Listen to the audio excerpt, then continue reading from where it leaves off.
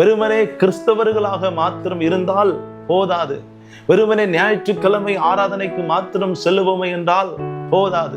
ஆண்டவராகிய இயேசு கிறிஸ்துவின் நாமத்தினாலே உங்களை வாழ்த்துகிறேன். அன்பானவர்களே, இன்றைக்கான வார்த்தை அப்போஸ்தலர் 14ஆம் அதிகாரம் 22வது வசனம்.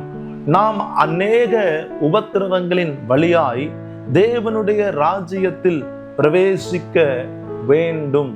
அன்பானவர்களே, இந்த வசனத்தை வாசிக்கும் போது பாருங்க, தேவனுடைய ராஜ்யத்திலே பிரவேசிக்க வேண்டும் என்பது அவ்வளவு சுலபம் கிடையாது.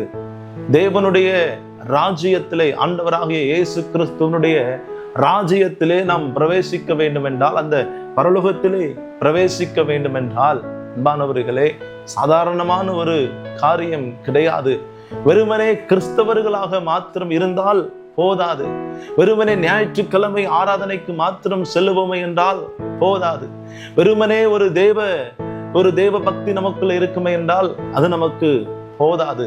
அன்பானவர்களே, வாழ்க்கையில பலவிதமான உபத்திரவங்கள் வரும். எப்படி? கிறிஸ்துவுக்குள்ளாய் நீ கிறிஸ்துவுக்காய் ஏறெடுக்கிற, கிறிஸ்துவுக்காய் செய்கிற உன் வாழ்க்கையில அநேக உபத்திரவங்கள் வரும். அந்த உபத்திரவமான அந்த சூழ்நிலையில கர்த்தராகிய இயேசு கிறிஸ்துவை நீ மறுதலியாமல், கர்த்தராகிய இயேசு கிறிஸ்துவை விட்டு நீ வழி விலகாமல், பரிசுத்தத்திற்காகவும் நீதிக்காகவும் நீ நிற்கும் போதுதான் நம் ஆண்டவராகிய இயேசு கிறிஸ்துவனுடைய ராஜ்யத்திலே பிரவேசிக்க முடியும். அன்பானவர்களே, உபத்திரம் வரும்போது, பாடுகள் வரும்போது, பிரச்சனைகள் வரும்போது சோர்ந்து போகாதங்க, மனமடிந்து போகாதீர்கள். கர்த்தர் உங்களோடு கூட இருக்கிறார். கர்த்தர் பெரிய காரியங்களை செய்வார் என்று விசுவாசத்தோடு இருங்க. God bless you.